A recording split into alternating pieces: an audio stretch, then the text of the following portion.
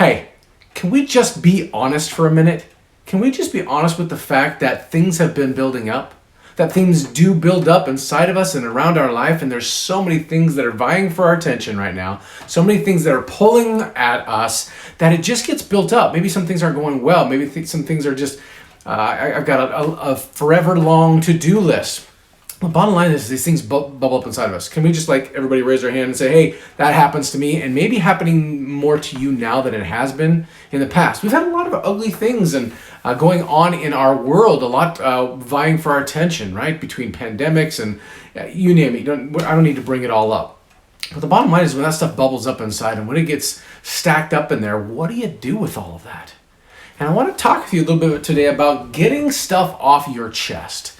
Because sometimes it feels like we can't help it and we just explode. And that's probably not the best way to handle that. Number one, we never feel great after we've completely exploded, breaking things in our house or yelling at somebody or something like that. We just never feel better afterwards, right? As a matter of fact, we probably feel worse. We're like, great, on top of everything else, I just acted like an idiot. It's not great. But in talking about this, getting stuff off our chest, there can be a value to this. And I kind of want to talk with you a little bit about the blessing and the curse of getting stuff off your chest and some helpful ways to do that so that you do get some relief and some reprieve and maybe even some rescue out of this particular process. The bottom line is there's a way things work, and there's a good way to do this that's going to be helpful and healthy, and there's a way to do this that just might drive you farther into the ground. So let's talk about this. This is really about the difference between complaining and venting. And I want you to feel the weight of the difference between these two. When it comes to complaining is really just exploding in some way, shape, or form from a place of being emotionally hijacked, right? I constantly, when I'm teaching people, I teach them this concept called emotional hijackings always bring down the plane, right? And that's just really very, very true. When we get hijacked, we don't act in ways that are helpful and fruitful for us. So complaining is actually interesting in that although we speak it or we do something that gets it out there, complaining actually never moves to resolution. It never moves us to some sort of resolution. As a matter of fact, after we've complained, we still have the pain. We still have the frustration. And what ends up happening is it perpetuates more of that same pain, which then perpetuates more complaining, and it becomes this vicious cycle that is just unhelpful. And I don't want that for you. I want better things for you. So if that's complaining, then what is venting? Now, venting can be different, and I'm using these two words as a distinction to help you to find a new mindset around this. So venting is some way to get something off your chest for the purpose of moving forward, for the purpose of letting go and moving on. One of my favorite phrases is that letting go is for the purpose of receiving. What is out there waiting for us? Instead of this emotional hijacking, instead of this pressure, instead of the stuff that's been building up for so long. That's what venting is intended to help us with. Get it out of the way so that we can turn our eyes and focus on the next best thing. So I want you to hang on to that concept of the difference between complaining and venting as we talk through the rest of what we're going to talk about today.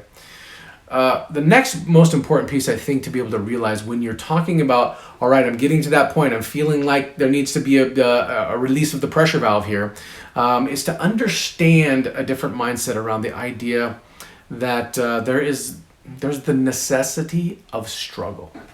I know. All boiling up inside of you. It's like, why? But why do I have to struggle? Why do I have to struggle? You know what? Sometimes we just don't know why. But when we can latch onto the idea that we know that this is going to happen, at least from time to time, then we're not so blindsided by it when we do get a little overwhelmed, or we do have some things storing up inside of us, or trying to put pressure on us and those kinds of things, to understand that there's a necessity to the struggle. And when I say necessity, it means that A, it's going to happen whether we want it or we don't. Okay? And if it's going to happen whether we want it or we don't, then we only have the opportunity, we only have the option to choose what we're going to do with it. I can either complain and continue to perpetuate, hide it, or self-medicate in some way, shape, or form, or I can vent, put my eyes on the prize, and move in a different direction. And so learning to understand the necessity of the struggle is really important, and it's a positive part of the journey because we can't find some sort of true peace or personal power without understanding that peace, because then it becomes suffering for no purpose. We just weren't made for that.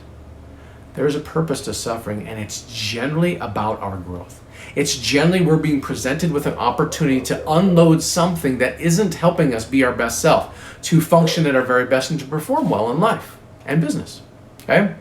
So, the second piece here about getting things off your chest, complaining versus venting, is who you vent to matters.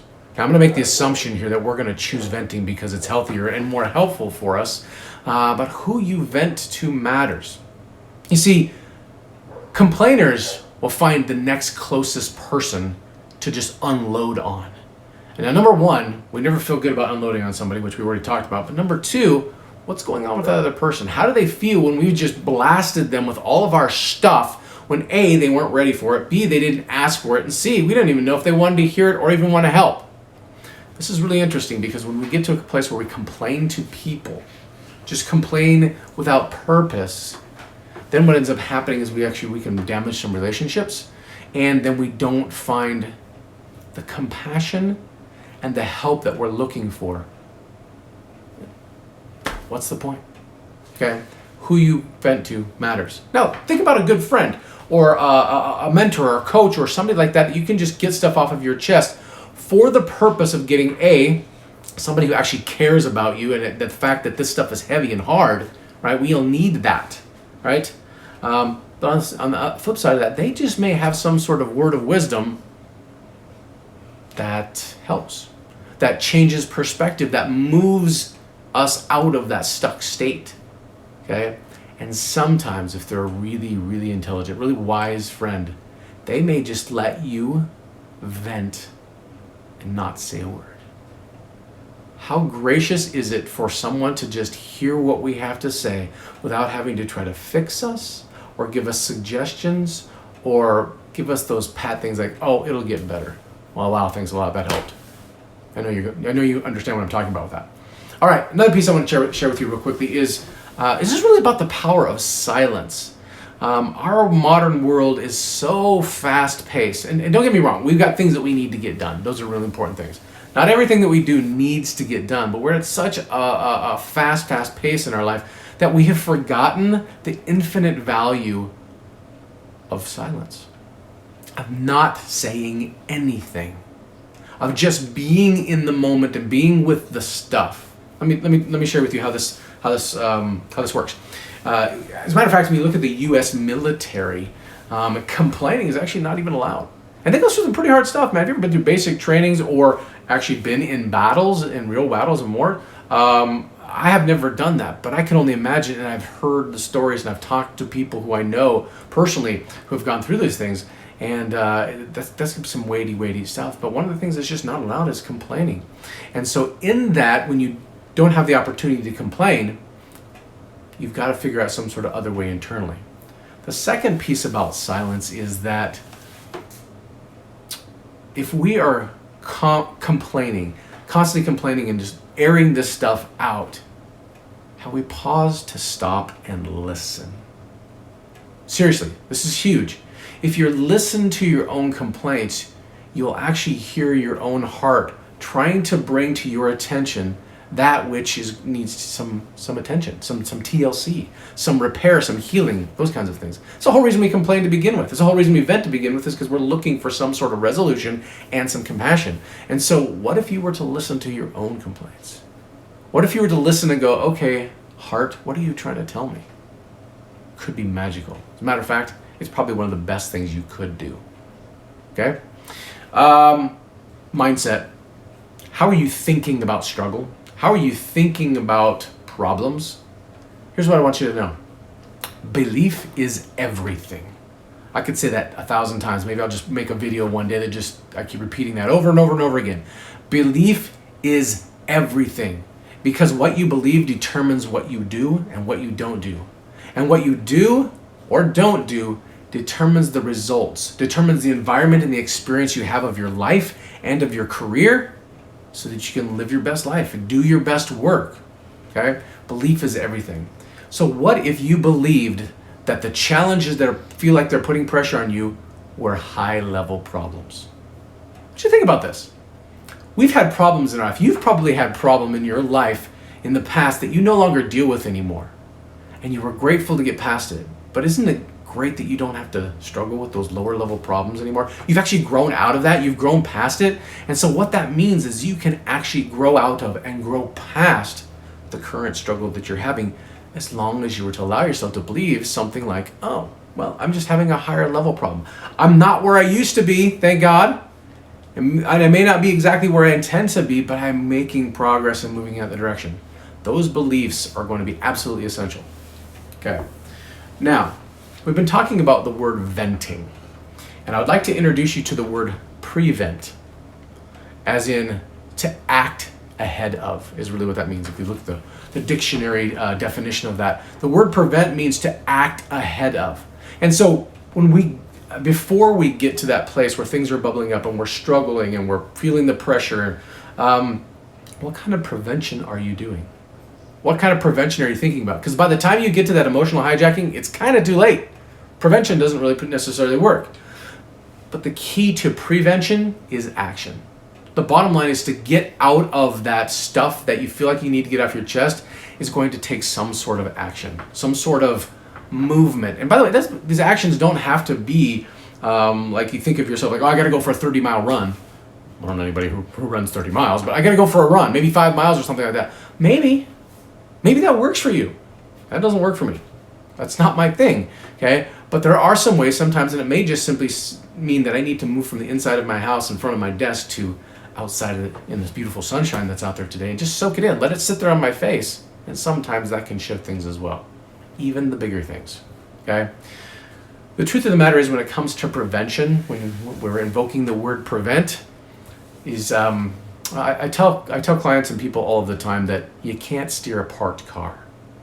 Like if you're sitting here facing a particular direction, you're looking through the windshield of your vehicle, you cannot change the view unless you actually push on the gas, right? So you're no longer in park, you push on the gas, and as you're moving forward, then you can turn the wheel. You can do U-turns if you need to. It's so beautiful for that. But this is a lot of what prevention is. It's the action of being able to steer the car, because you can't steer a parked car. All right, the last piece I want to share with you real quickly is the word invent. So we've talked about venting, and we've talked about preventing. Now let's talk about inventing. You see, the reason we feel the need to get something off of our chest is because we are laser focused on that which is painful. Now, don't get me wrong. Sometimes pain is intended to get our attention to say, hello, there's something wrong here and we need to fix this. Okay? Well, at the same time, creating a compelling alternative, like in your mind, this is where you get to allow yourself to dream and to visualize and to, how would you like it to be differently? If this is what's feeling so heavy, what would you like that to be different? What would that look like? What would it sound like? How would you feel in that particular moment? And when you start imagining that, your brain will take you there and it'll automatically start shifting you. So create yourself a compelling future in those moments when things aren't looking so good. And when you do that, keep your eyes locked on it, that compelling future. Because the truth of the matter is you cannot complain about what you don't notice. That's a huge phrase. Now I want to let you feel the weight of that. You can't complain about what you don't notice. And if your eyes are on the prize, if you've created a compelling alternative and you stare at that and you focus on that, it's not possible for you to see the junk that you felt like you need to get off your chest. And that, my friends, is what it's all about. Perspective. All right, hope this was helpful for you. Get it off your chest, face the new direction, create a compelling alternative, do great things, be great. It's what you're made for. Talk to you soon.